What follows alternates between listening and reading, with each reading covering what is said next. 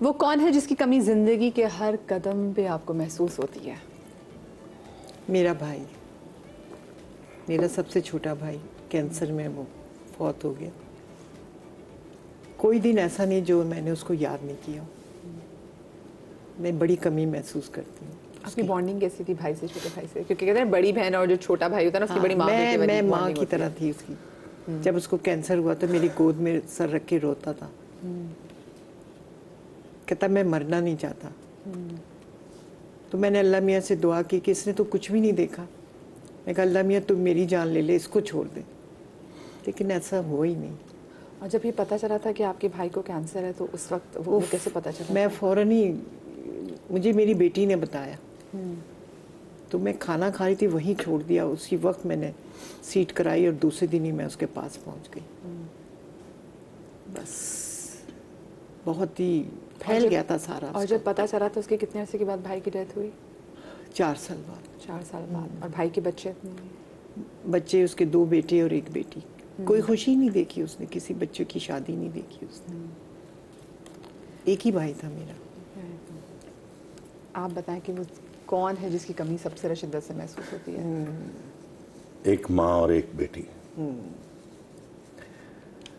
माँ जब इस दुनिया से गई तो मैं ही उसके पास था। मेरा एक हाथ माँ के सर तले था दायां, और बायां माँ के दिल पे था, और माँ की आंखें मेरे चेहरे पे थी, और उसी दौरान की रूह परवास कर गई। अब मैं, वो जो आंखें मेरा चेहरा देखती थी, मैं सबसे छोटा था, माँ के साथ बहुत अटैच, तो वो आंखें बंद करना बहुत मुश्किल था मेरे लिए। और वो मुझे समझ ही ना आए कि मैं किस कैफियत से हूँ। वो गुज़र गया, वक्त आंखें बंद की, और वो मैं, आपने कहा था ना बाज़ के वक्त वापस नहीं आ सकता। अब जब मेरी जवान बेटी, पहला बेबी था उसका, तो वो सिजेरियन था, हो गया। लेकिन मैं उसको क्या कहूँ, मैं डॉक्टर की गफलत कहूँ, मैं उसको क्या कहूँ। जो भी हुआ, मेरी बेटी मेरे हाथों में, मेरे सामने, और उसका एक लफ्ज़ जो हमेशा रहता है अब भी, कि बाबा मैं मर रही, मेरी रूह निकल रही, मेरे पैरों में से जान निकल गई, बाबा मैं मर रही हूँ। एक बाप ऐसी सिचुएशन में बेटी के लिए क्या कर सकता है?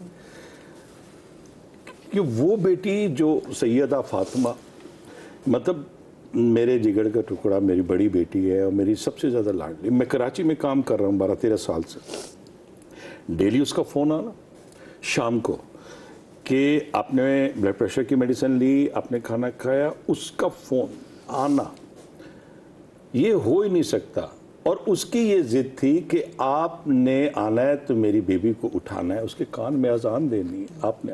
मैंने कहा, मैं उस वक्त घुगी ड्रामा कर रहा था, ये एक ख़तरनाक बात है। मैं घुगी ड्रामा कर रहा था अदनान सिद्दीकी भाई का, वहाँ लाहौर में हो रहा था ड्रामा। अस्मा अब्बास मेरी बीवी का रोल कर रही थी। तो उन दिनों मैं छुट्टी लेके, ब्रेक लेके मैं गया इस्लामाबाद। इस्लामाबाद में वाक़या हुआ, और जब मैं, मतलब हम, उसकी डेथ हो गई, उसके बाद मेरी बेटी, तो वो कह रहे हैं मैयत। मैं कह रहा हूँ मेरी बेटी कहाँ है? मैंने उसको, वो डेड बॉडी। अब देखें ना, ये लफ्ज़ उस बाप के लिए कितने तकलीफ दे हैं कि डेड बॉडी हो गई एक लम्हे में, एक लम्हे में मैयत हो गई वो। और उसके बाद फिर हम निकल आए, वो बच्ची को जन्म दिया, सब कुछ वो उसमें भूल गए। उससे जो मुश्किल लम्हा था कि लोग वीडियो बना रहे थे, लोग बहुत इंसेंसिटिव होते हैं। जब वो वीडियो बना रहे थे तो ये एक बहुत तकलीफ दे बात थी। अब मैं किसी से कह भी नहीं सकता था कि यार क्यों ऐसा कर रहे हैं। अब हम बाहर निकल आए हैं, समझ नहीं आ रही क्या है, लोग आ रहे हैं, मिल रहे हैं, जिसको पता लग रहा है दुनिया आ रही है।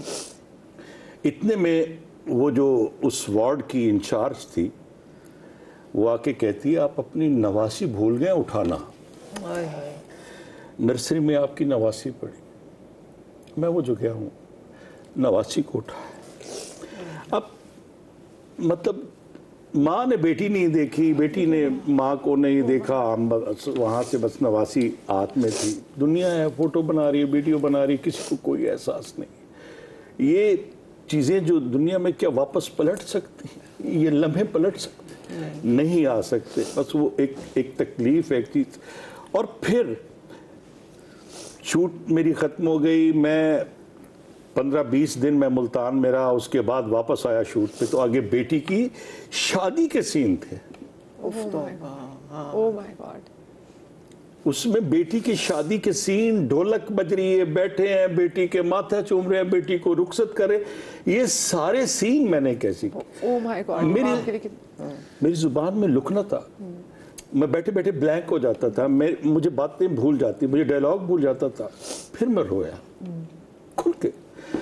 बस सिर्फ ये अल्लाह से कहा कि अल्लाह मियां, मैं तो बहुत सारे लोगों का कबीला, एक काफिला, एक घर है जो मैं लेके चल रहा हूँ, मुझे इस कैफियत से निकाल कि मैं जब बोलूँ, मैं काम करता हूँ, लोग, मैं वॉइस ओवर आर्टिस्ट हूँ, मैं मेरी आवाज़, मेरी बातें, मेरी चीज़ें हैं, तो अल्लाह रहम फरमा। बस अल्लाह ने, लोग कहते हैं इम्तिहान, मैं कहता हूँ मैंने तो ज़िंदगी में ऐसे ऐसे इम्तिहान, वो देखें, हम कहते हैं कि एक जो हम मुसलमानों के पास एक चीज़ है ना यार, हुक्म रब्बी है।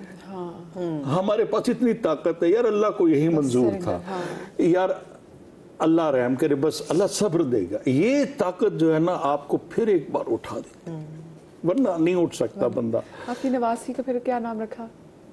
उसका नाम भी फातिमा है। उसका नाम भी फातिमा रखा? हाँ, मेरे दामाद ने अपनी बेटी का नाम फातिमा रखा कि उस घर में फातिमा की आवाज़ आती रहे। और कितनी बड़ी होगी आपकी नवासी? अब वो 5 साल की हो गई है, 5 साल से दामाद के पास ही है। हाँ, उधर ही भतीजा है ना मेरा, भाई के घर। अब देखें, जैसे ही अगस्त आता है, 11 अगस्त को उसकी डेथ, ठीक है, मेरी बेटी की 11 अगस्त को वो पैदा हुई। Oh my God. जश्न चल रहा था बाहर, पूरी पिंडी के अंदर पूरा सजा हुआ था, जश्न था, और मैं डेड बॉडी के हवाले से हम जा रहे थे। तो अब ये सोचा है कि 11 अगस्त को हम बेटी की बरसी मनाए या नवासी की सालगिरह मनाए। Oh my God. तो हम सादात में फिर ये है कि हम चांद के हिसाब से रखते हैं, शादियां, खुशियां, बरसियां सब। तो 18 ज़िक़त को उसकी बरसी रख दी बेटी की, तो 11 अगस्त को उसको हैप्पी बर्थडे कहते हैं। मुझे मालूम है कि ऊपर फातिमा जो है ना, आपकी बेटी बड़ी खुश होंगी, और जनाब फातिमा तो ज़ारा की कनीज़ी में होंगी, और इससे अच्छी ज़िंदगी और कोई हो नहीं सकती। मैं एक छोटी सी ब्रेक लेंगे, हम ब्रेक के बाद वापस आते हैं।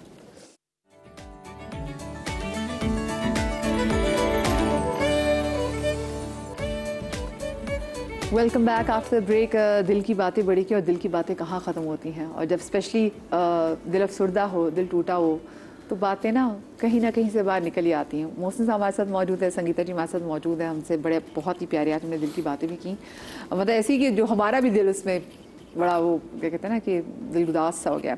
मैं संगीता जी से आपसे पूछना चाहूँगी, आपने फिल्मों में काम किया, आपने फिल्में डायरेक्ट की, जो आजकल की फिल्में बन रही हैं, आप उनको देखने जाती हैं? हाँ जी, बिल्कुल देखती हूँ। से आपको क्या लगता है कि क्या ये, आई एम श्योर आपसे बहुत लोगों ने सवाल पूछा होगा, लेकिन अभी जैसे कुछ चंद एक फिल्में बनती हैं, बहुत अच्छी फिल्म बनती हैं, अभी कुछ दिनों फैसल भाई की फिल्म आई, दीमक आई, 2-3 और फिल्में आई, अच्छी फिल्म आई, लेकिन उसके बावजूद क्या वजह हमारी फिल्म इंडस्ट्री वापस खड़ी नहीं हो पा रही?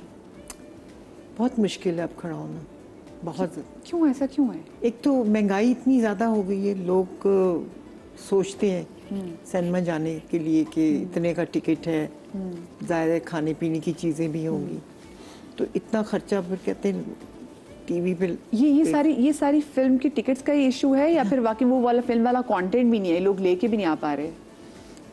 नहीं, फिल्में तो आ रही हैं, लेकिन देखने नहीं जा रहे कोई। देख के कहें तो बुरी है या अच्छी है, तो जब आएंगे नहीं तो। अभी आपने लास्ट फिल्म कौन सी देखी है? बहुत अरसा हो गया नहीं देखी। आपने लास्ट फिल्म कौन सी देखी है?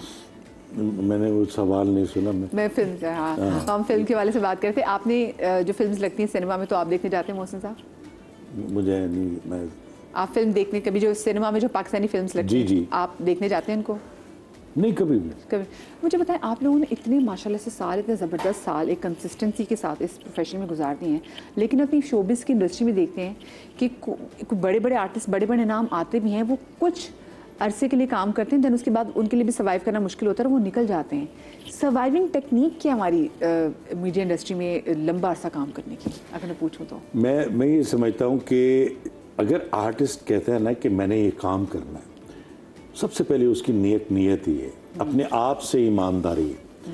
फिर वो कोई काम करता है, वो रेडियो करे, वो थिएटर करे, वो टीवी करे, वो उससे जुड़ा रहता है। अगर उसे आर्टिस्ट को अगर ये एहसास होना कि प्रोड्यूसर का टाइम, प्रोड्यूसर का पैसा, उसकी कितनी अहमियत है, तो एक बंदे के साथ कितने लोगों का रिस्क जुड़ा हुआ है, अगर वो ये ख्याल रख लेना, टाइम पे आएगा, काम करेगा, और वो अगर देखें, एक्टर जो है ना, जरूरी नहीं कि सारे ही सुपरस्टार होते हैं। एक्टर 19-20 होता है, किसी को कुछ चाहता है।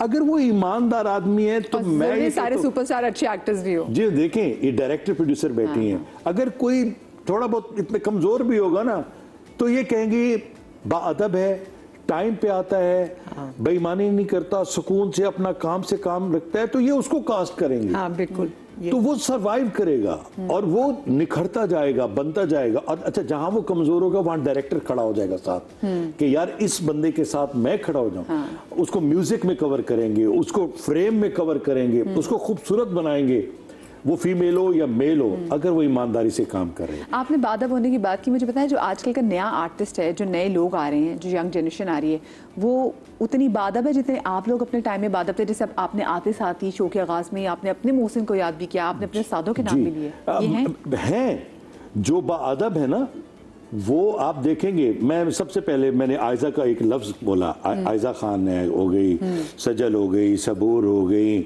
और एबा बुखारी हो गई, ये हमारी दुरेफिशा हो गई, ये सारे के सारे जितने भी हैं ना, वो निमरा साहिबा है, और ये सब के सब बाअदब है जो चल रहे हैं। जो मैं एक बात ज़रूर मैं करूँगा यहाँ पे कि फिल्म इंडस्ट्री में नंबर 1 की दौड़ ने डिस्टर्ब किया। हमारी जो उस वक्त प्रिंट मीडिया था, प्रिंट मीडिया में कोई उसके खिलाफ लिख रहा है, कोई उसके खिलाफ लिख रहा है, उसने हमें डिस्टर्ब किया। अब वो चीज़ आ गई है हमारे, ये फिल्म से है ना, ये मेरी बात की तायद करेंगी, अब आ गई है वो टीवी में। अब टीवी की हीरोइन भी फिल्म की हीरोइन बनेगी? नहीं भाई, ये फैमिली का है, ये मीडियम फैमिली का है। यहाँ की आर्टिस्ट अगर फिल्म की हीरोइन बनेगी, वैसे बाल हो, उतने बजे आएंगी, तो वो कैसे चलेगा? ये इनको सामना करना पड़ा, फिल्म में भी और टीवी में। अच्छा, मुझे बताएं, जैसे वो उस टाइम बड़ी खबरें आती थी कि जो फिल्म एक्ट्रेसेस हैं वो एक दूसरे के बारे में बड़ी साजिशें होती थी, तो ये वाकई ऐसी चीज़ होती थी जो अखबारों में भी छपती थी? नहीं नहीं, बिल्कुल भी नहीं होती थी। सबकी दोस्ती थी, वो तो आपस में कहती कि हमें तो जहर देने की भी कोशिश की गई, जब इनके इंटरव्यूज हो तो हम इतनी बात, ऐसा कैसे हो सकता है? आपको ना पता? आपके पास आगे शिकायतें नहीं करती थी? नहीं नहीं, मतलब मीरा और रीमा में था थोड़ा। मदिया साहबा, एक बात मैं इनकी जरूर कहना चाहता हूँ, और वो सबके लिए ऐलान जंग होगा या उनके लिए डम डम डम होगा। वो ये होगा कि डायरेक्टर प्रोड्यूसर को कोई तंग करे, डेट दे के इनकार कर दे, या वो ब्लैकमेल करे कि ये फंसे हुए हैं, आप ऐसा करें, इतने पैसे भिजवा दें तो मैं आऊंगी, ये होगा तो मैं करूंगी। इन्होंने कहा ये हमारी चीजें तय है, आप सेट पे आएंगी, आपको पेमेंट मिलेगी। नहीं नहीं, ऐसा नहीं, मुझे ऐसा है, मतलब आप ट्रस्ट नहीं कर रहे ना अपने प्रोड्यूसर डायरेक्टर पे।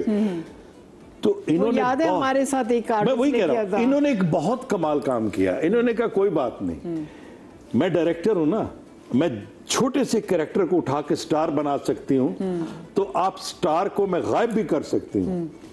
इन्होंने कमाल ये किया, मैं नाम नहीं लेता उस आर्टिस्ट का, इन्होंने दूसरी आर्टिस्ट को कास्ट किया, जहां जहां वो दूर मास्टर शॉट में थी, वो वहां एक्स्ट्रा होके रह गई। दूसरी आर्टिस्ट के इन्होंने क्लोज बनाए, उसको कैरेक्टर करवाया, वो स्टार बन गई और स्टार एक्स्ट्रा बन गई। हाँ, ये मुझे डायरेक्टर चाहता है तो ये भी करता है, अगर उसको तंग करोगे, ब्लैकमेल करोगे। हाँ, ये वैसे कितनी पुरानी बात है? ये तो कोई 3 साल पुरानी, 4 साल पुरानी। ये 3-4 साल पुरानी बात है। 4 साल, ठीक है। अच्छा, हुआ क्या था ये बताएं? आउटडोर सारी उसने की, और उसके बाद जब डेटें आई, सारी मेरी कास्ट थी, तो एन मौके पे उसने किसी फिल्म को डेटें दे दी। उसने कहा ये डेटें तो नहीं है मेरे पास। मैंने कहा भाई मैंने तो पहले ही लिखाई थी। उसने कहा नहीं, मैं नहीं आ सकती। मैं कहा ओके। मैंने दूसरी आर्टिस्ट को लिया उसी जगह पे और उसको एक्स्ट्रा बना दिया उसमें पूरे ड्रामे में। तो बाद में उन्होंने कहा नहीं कि क्या किया आपने उसके साथ? नहीं, पैसे तो दिए हुए थे ना मैंने। पैसे आपने पूरे उनको इसने दिए थे? नहीं, किसके हिसाब से दिए थे? अब किसके हिसाब से दिए हाँ, थे? तो संगीता फिर हम लोग तो ये भी कर सकते हैं। हाँ, और मजे की बात- और कितना वैसे मुश्किल होता होगा कि अगर दो हीरोइनों की, दो आर्टिस्टों की आपस में अगर लगती हो तो उनको साथ काम कराना, क्योंकि फिर तो शिकायतों का अंबार होगा। जरा मैं चाहती कि ये थोड़े ना, I want her to spill the beans, ठीक है? तो मुझे छोटी सी ब्रेक लेनी है, ब्रेक के बाद हाजिर तक मजा आएगा।